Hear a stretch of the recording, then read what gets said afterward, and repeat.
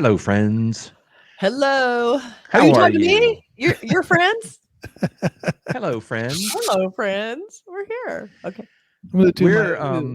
We're all big fans of certain directors. You know how you get to where you'll see a movie by a director, no matter what it is. Whenever that director makes a film, you go see it. REM. And but the thing is, I missed his last one. Paul Thomas Anderson.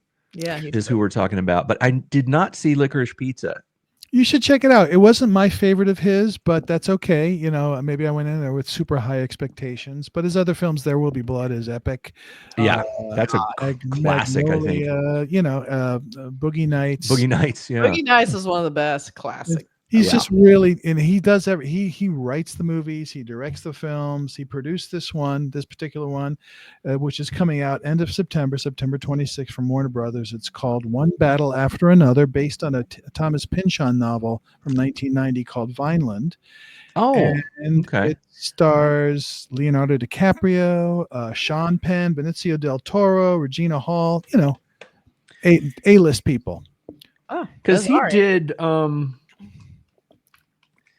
he did did he do the film? Let's see. Okay, hold on. I'm sorry. Got to do a little break here.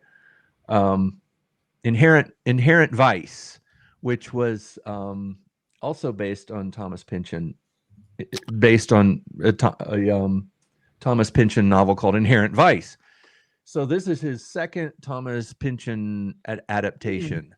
I did not realize that. Yeah, which is pretty intense because he's the kind of writer. I've read the book's kind of hard to get through some of those books, but I've read a few, like Gravity's Rainbow, which I think is fairly accessible, and some of the other ones not quite as much. I got through Inherent Vice too, which is also pretty straightforward, but some of his other things are a little bit abstract and just like information overload kind of books where you feel like every page has way too much to absorb, but it's all it's all very fascinating stuff. But I've always wondered, you read a book and you think, how would this be as a movie?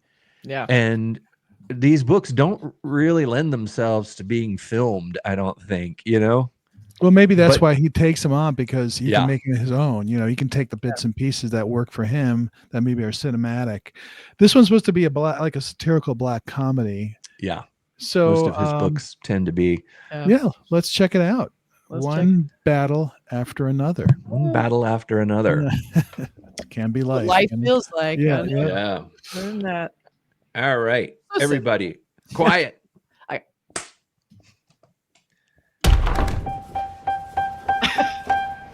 I love Leonardo DiCaprio plays kind of down and out. Yeah. Rise and shine. Bat an eyelash. Good morning. There are no hands on the clock. Why? Because they're not needed. What time is it?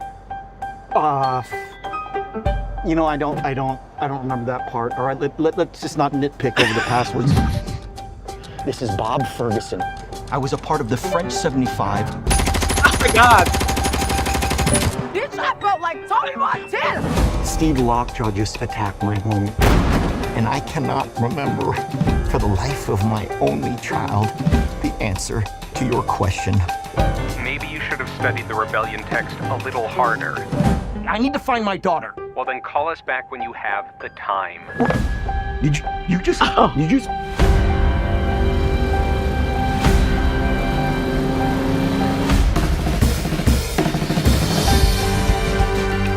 You are so unsuitable for my daughter. My child comes from a whole line of revolutionaries. And you look so lost. What are you gonna do about this baby? You know what freedom is? What? No fear. Go.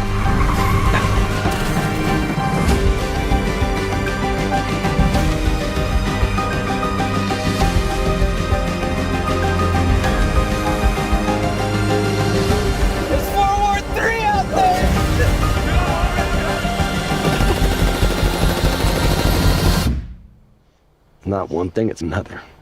Find that to be true. Sean Penn. I need you, brother. Sensei, please. Courage, Bob. Courage. Courage. Yeah.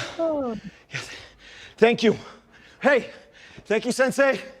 Thank you, Sensei. Thank you. God damn it! Viva la revolution! Well, wow, that was kind of crazy. I like fun. Like a Thomas Pynchon novel, you know. It kind of that's sort of what it feels like to read his book. It's it looks like a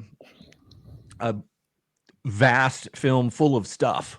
Right. It looks like it kind of a scavenger hunt in a way. Yeah. Like he's got to come up with codes. He got to find his baby, but he has to go from place to place, and then he has to pick up the.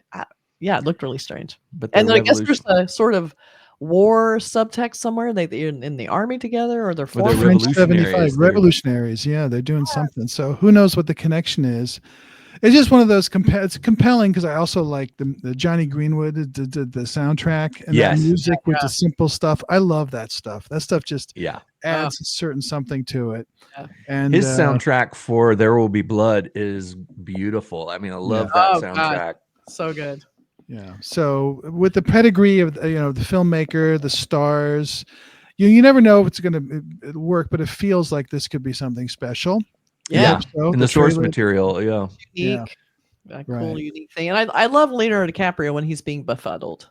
Yeah. He's really good at that because he can go either way. Because he seems super smart, like Wolf of Wall Street, or he can seem very like, what? Like he's such a good actor. Like you kind of forget, like, oh, he's he really is. He does, who cares? He's a big actor, but he really is a good actor. There's a reason why Martin Scorsese likes him. Exactly. Yeah. A lot of directors like him. He's he's a good actor. And Thomas Pynchon, making a film of one of his stories or books is a huge, like Mark was saying, maybe that's why he takes it on. Maybe he takes it on because the films are so impossible to film or so difficult. And I think he did a great job with Inherent Vice. And this one, people used to think that, or maybe still do, I don't know if it's still a theory or not. I think it's not a theory anymore, but they used to think that Thomas Pynchon was J.D. Salinger, that interesting. J.D. Salinger, changed his name and whatever, but why? They're so not, and why did he do that? Yeah. If he just wanted to be around, everybody just. But they're both deeply mysterious people. They're not, well known. They don't do interviews. You don't see photographs of them and that kind of thing. So of course people think they're the same person. But as you will. I mean, you want someone to be alive, you just pretend like someone else is him, and then you've got. And I like Benicio del Toro when he plays sort of like a comic character. He can, because he's usually sort of serious, kind of like don't fuck with me kind of a guy.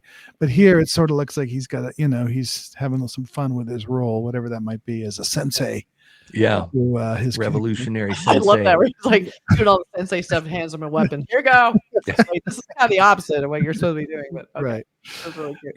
So I don't think it's necessarily the final poster. Mine may be just a fan poster or temporary. It's just this kind of weird treatment, which it makes Leonardo DiCaprio look more badass than he is in the show. So it doesn't really feel right. He's wearing the glasses, and he's still wearing those sort of glasses that you get when you get your eye drops at the eye doctor. Not real glasses. Those plastic glasses that they give you.